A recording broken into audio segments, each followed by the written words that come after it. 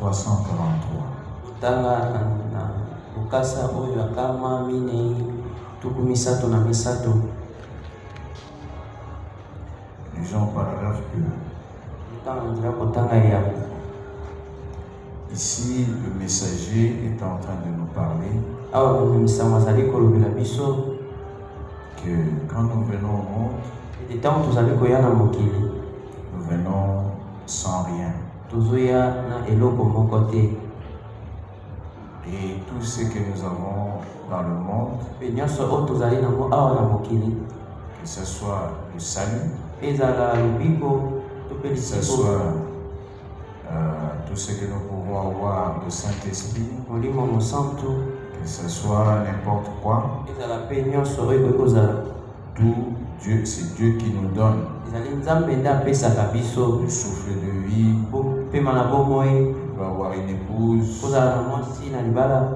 peux avoir des enfants, tout ce que je peux avoir, tout c'est un don que Dieu nous donne. Mais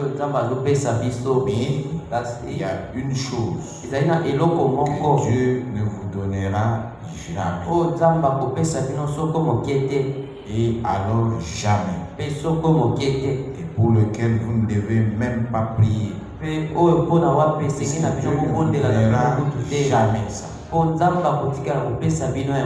Cela ne peut venir que de vous-même. Et c'est ce qui est appelé le caractère. Je peux vous entendre. Je peux vous entendre. Jésus, c'était un homme. Jésus était un homme. Jésus, dans le message que le message le prophète a intitulé La demeure future de l'épouse céleste et de l'épouse terrestre. Jésus était une partie de la terre. Il était comme nous. Et Jésus devait se marier. Il devait avoir des enfants. Il devait tout faire comme nous. Mais Jésus s'est sacrifié. Il s'est sacrifié. Pour moi, pour vous. Et pour l'humanité tout entière. Jésus est mort pour tout le monde. Et Jésus a accepté d'être péché. Nous n'avons jamais été péchés. Et nous ne serons jamais le péché. Mais le Seigneur Jésus-Christ a accepté d'être péché. Et l'Écriture avait déjà dit maudit soit celui qui est pendu au bois. Et Jésus a accepté la malédiction. Il est montré à la croix de Golgotha, croix de Calvaire. Il est devenu péché. C'est pourquoi à Gethsemane, le messager dit qu'il avait fait une prière qui n'était pas correcte.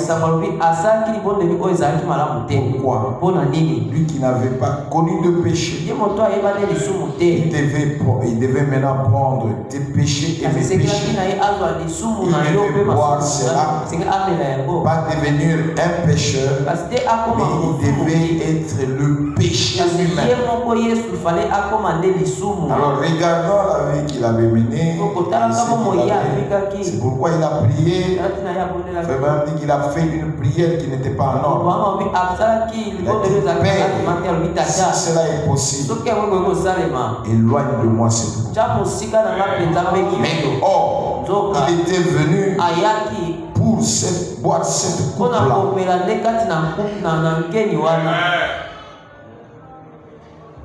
Et il a prié. Il a prié.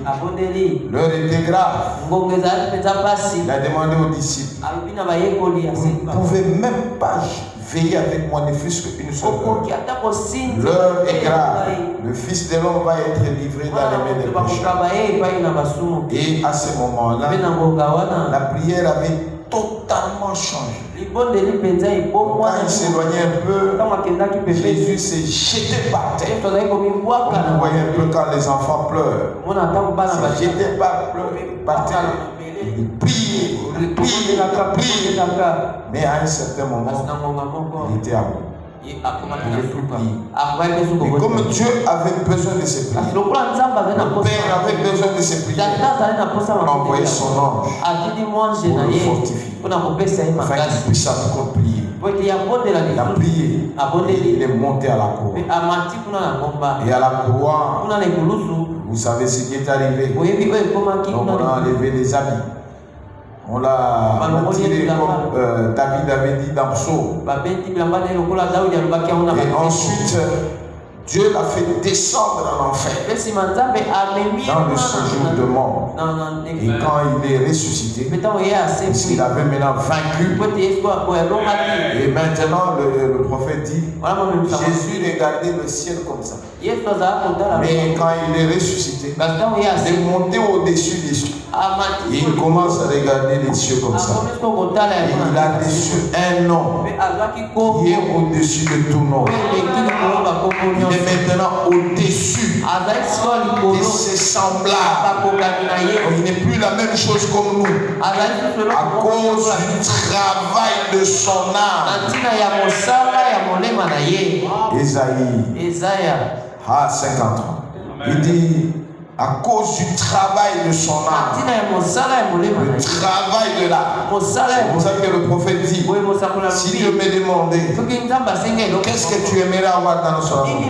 Les cris, les ceci, les danses, tout ce que je demanderai à Dieu, que tu puisses me donner une assemblée qui a le fardeau dans le cœur, de la prière, le travail de l'âme. Le travail de l'âme. Et nous avons déjà dédié des prédications sur le travail de l'âme. Alors, le messager dit ceci. Page 343, l'âge de l'église de la Odyssée, au paragraphe 2. Vous faites mieux de venir avant qu'il soit trop tard. Vous faites mieux de venir avant qu'il soit trop tard. Dit le Seigneur, pour acheter de moi de l'or éprouvé par le feu. Et alors, vous serez tellement riches. Saisissons-nous cela. Alors, écoutez-moi bien. Nous sommes venus au monde nus, physiquement.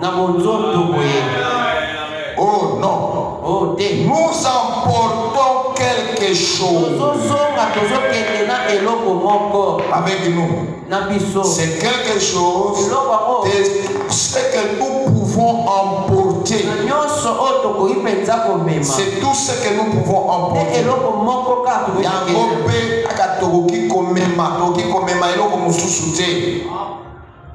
Rien de plus et rien de moins. Nous devions donc bien nous assurer d'emporter quelque chose qui nous rende juste devant Dieu. Dieu, eh bien, alors qu'allons-nous emporter? Nous emporterons notre caractère. Voilà ce que nous emporterons. Alors, quel caractère emportez-vous? Est-ce qu'il sera semblable à son caractère qui était formé par les souffrances dans la fournaise ardente de l'affliction? Ou sera-t-il conforme à la mollesse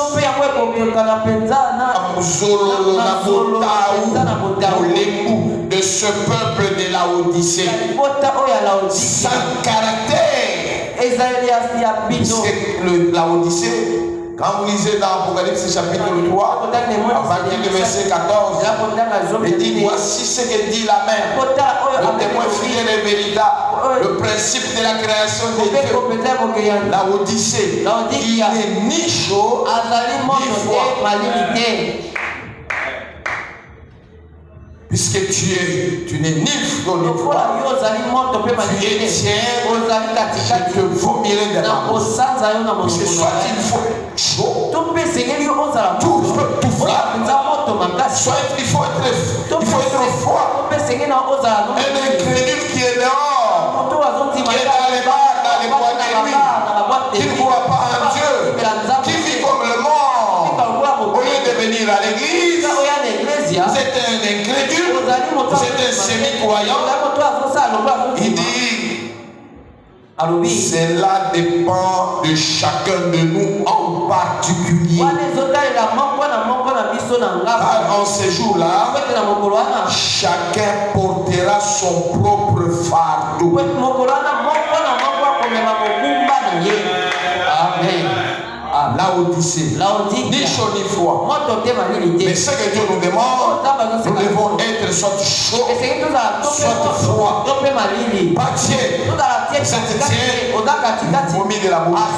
Vous êtes incrédule, vous êtes dans le monde et tout cela. Mais quand vous venez à Dieu, vous devez être tout chaud. Comme le Seigneur Jésus-Christ. Alors le message dit ceci. Dans le message, pour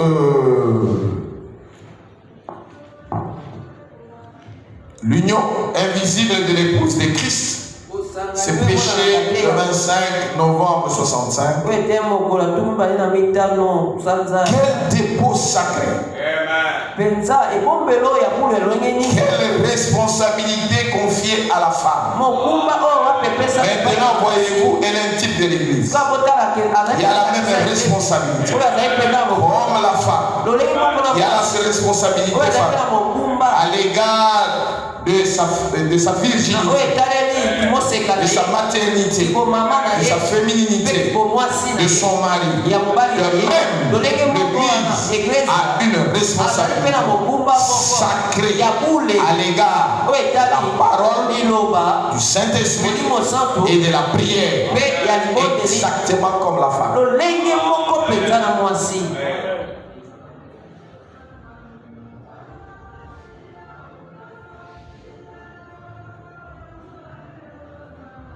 Pourquoi le Saint-Esprit a-t-il été donné?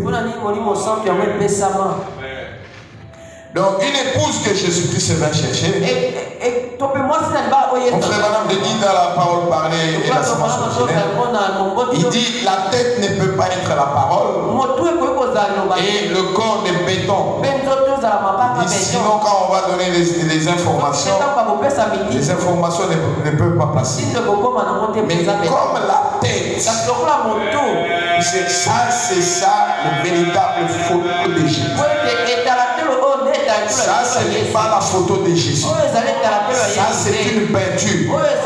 Mais la véritable photo de Jésus, c'est celle-ci. Frère dit que voyez-vous son nez, voyez-vous sa bouche, voyez-vous sa barbe.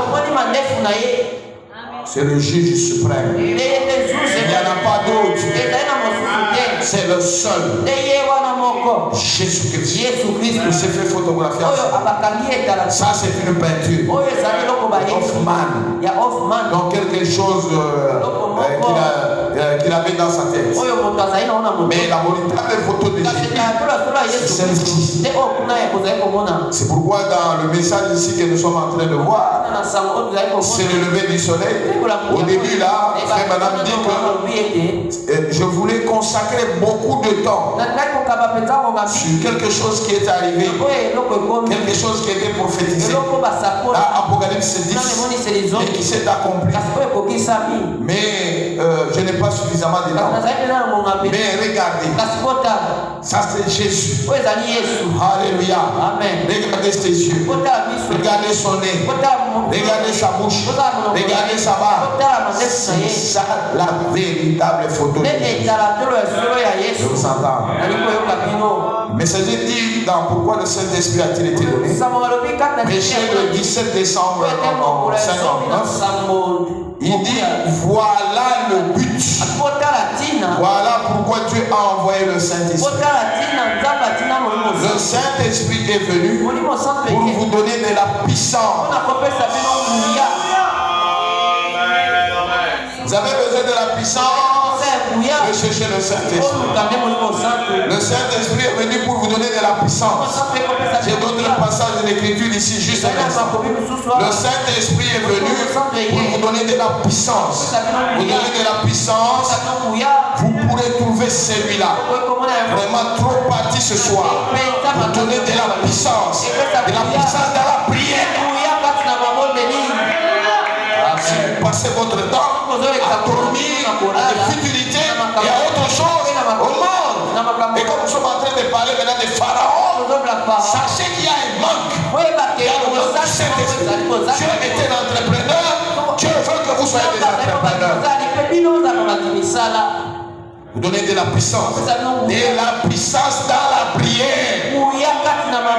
Prenez une personne qui a vécu une bonne vie. Seulement ils sont toujours vaincus. Oh, je dis une brave personne. Oh, bien sûr, j'aime le Seigneur.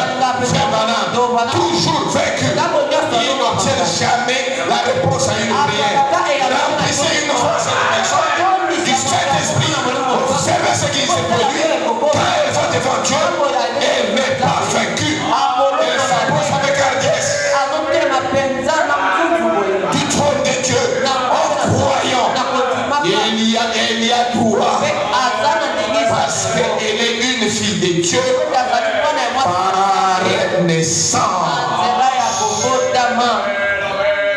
Amen. Terminons avec le vieux campagnard. Le gars de campagnard. Le vieux campagnard. Dans la prédication concernée puis convaincu et concerné. Du 21 mai 1962. Au paragraphe 131. Une fois nous tenions un réveil de campagne, à la campagne. Une fois nous tenions un réveil à la campagne. Il y a eu un vieux campagnard qui est venu. En salopette. Et on a fait un appel à l'hôtel. Un soir. Et il est venu à l'hôtel. Et il s'est agenouillé. Il a dit, voulez-vous dire le Saint-Esprit est pour moi? Donc il s'est agenouillé là-bas. Il a commencé à s'adresser à Frère. Lui ne connaissait pas l'ordre de l'église. Il dit, tu parles sur le Saint-Esprit. Est-ce que tu veux dire que le Saint-Esprit est pour moi?